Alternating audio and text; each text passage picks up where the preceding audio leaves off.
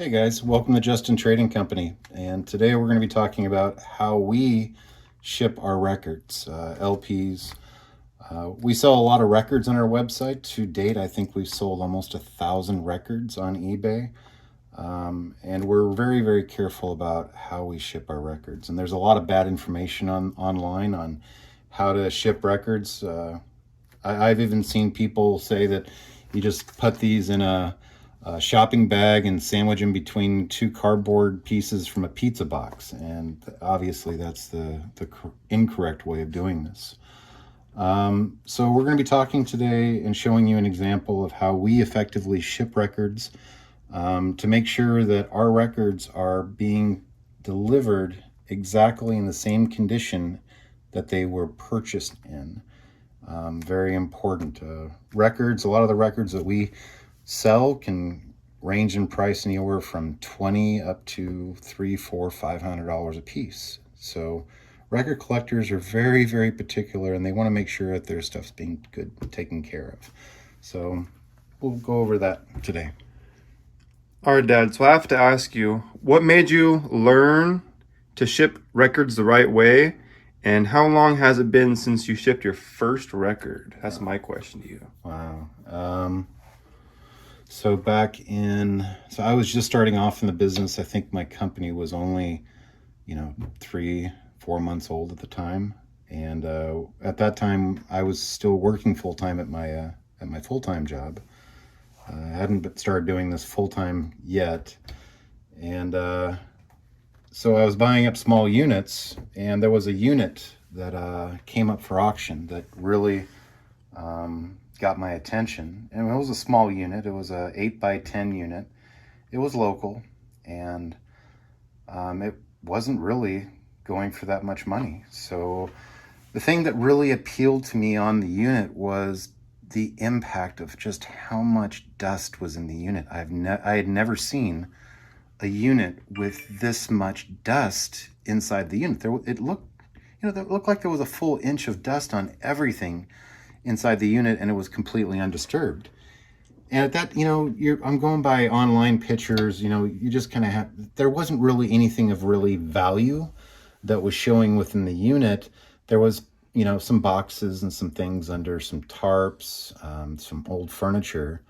But the amount of dust really captivated me. And I remembered a video that I had watched in trying to learn how to do this business by What the Hales. And he was talking about always look for, tons of dust that's undisturbed in a unit. And this unit had it. So I bought the unit. I think it was for $280. And at that time, I didn't have my own truck, so I rented a U-Haul truck, and I contacted my mom, and I'm like, hey, Mom, do you want to come down and experience this with me and see what's inside this unit? She's like, sure. So by the time we got to the storage unit, it was already kind of late, and my idea was just to load everything up as fast as possible, not even really look into anything, just get it onto the truck. And so I'm in the truck, and I'm loading stuff up, and my mom comes up to me. And the unit was really, really dusty. Tons of dust. Just amazing. It had been sitting there for 30 years. It went into storage in 1989 is what the people had told me. And the person had passed away. So I'm loading things into the truck, and my mom comes and gets me and says, hey, guess what I found? And I'm like, okay, what'd you find? And she's like, records. I'm like, oh, okay, cool, records. And she's like, no, I found records. And I'm thinking to myself, okay, you found a few records. Great. And she's like, no, I don't think you understand. You need to come in and take a look. So I get out of the truck and I go into the storage unit, and into the corner of the storage unit, there is boxes and boxes and boxes and boxes of records. So it turns out that there was over 4,000 records. Not only were there 4,000 records, but all of them had been well preserved. It was a really expensive, high-end vintage jazz collection by a collector. And most of these records were in EX to near mint condition, very little play. And it was some of the big names that you really want to see in a record collection. Miles Davis Blue Note, John Coltrane Blue Note, the the Miles Davis Quintet, and the list just went on and on and on. So now I've got $50,000 worth of records, and that's when I, decided, like anything, when you get a collection, now you've got to learn a lot more about how to sell it. So a lot of research, and part of that research was how to effectively ship records, to make sure that they're getting there safely. So I went online and saw a lot of different videos from some people giving some pretty bad advice, and just found one that seemed like he knew exactly what he was doing, and I emulated that and bought the right supplies, and here we are today. So today we're shipping off a really kind of a rare album. I think this is from like 1992. This is 15, kind of an obscure punk rock group out of San Francisco. This particular album is called Choice of a New Generation. It's a near mint record. So kind of getting into some of the basics. So we always have, if the record isn't already in a 2mm protective sleeve, we buy 2mm protective sleeves for the albums. And so this is what the 2mm protective sleeve looks like. So one of the other things you want to make sure of is when you ship an album is you want to make sure the record is not inside of the cover. If you ship an album, the record inside the cover, what will happen is as the box gets maneuvered around, it'll bust out these seams on the cover, and that'll lower down your grade on the cover.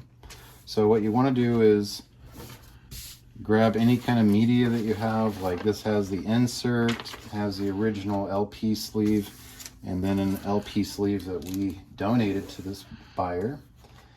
And you want to put that into your 2mm sleeve.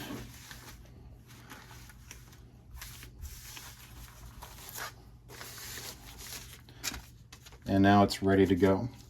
So the things you're going to need to ship your LP is you're going to need some 316 bubble wrap, a tape dispenser, some packaging tape, and some scissors. And that's really all you're going to need.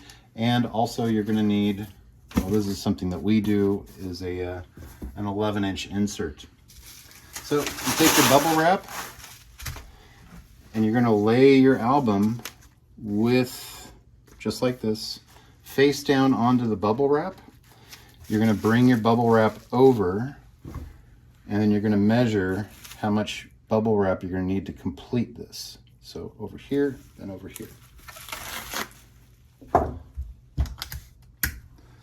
And then we're going to kind of pull the bubble wrap a little bit taut. And we're going to tape the bubble wrap.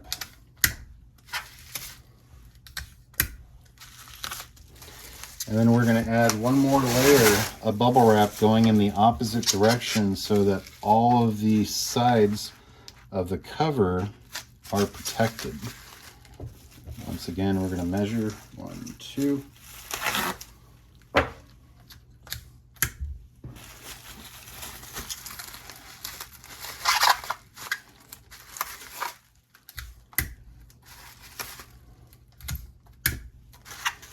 And now you have a record that's perfectly protected, and now it's time to box it up. So for boxes, this is an LP mailer. We get ours out of the East Coast. There is a West Coast distributor that does sell these, but what we found is that the gauge of the cardboard is very flimsy. So we get ours from the East Coast, just a heavier, thicker mailer. We'll put that link for how to get these mailers in our video at the bottom. On average, we're spending around 80 cents, 70 cents for each one of these mailers. So what you're going to want to do is fold an edge over, just like this.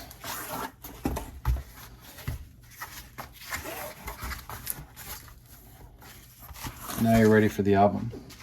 So you're going to put the album in, kind of line it up. And then what we do is we have these 11-inch cushions, and we'll put that over the actual album. Fold in the sides.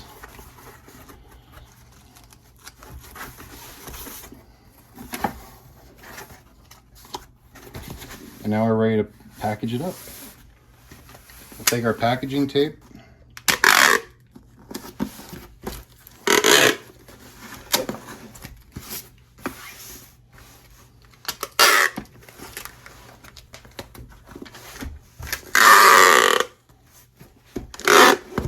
So we do one tape along the seam, and then we're going to turn it on its edge, and we're going to do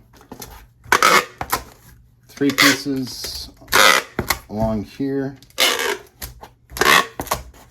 and then onto the other side we're going to go ahead and repeat that.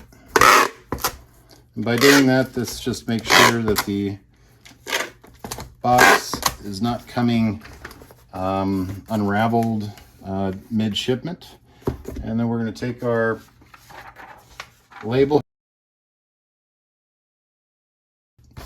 When putting on a label like this is also making this seam right here a little bit strengthened up.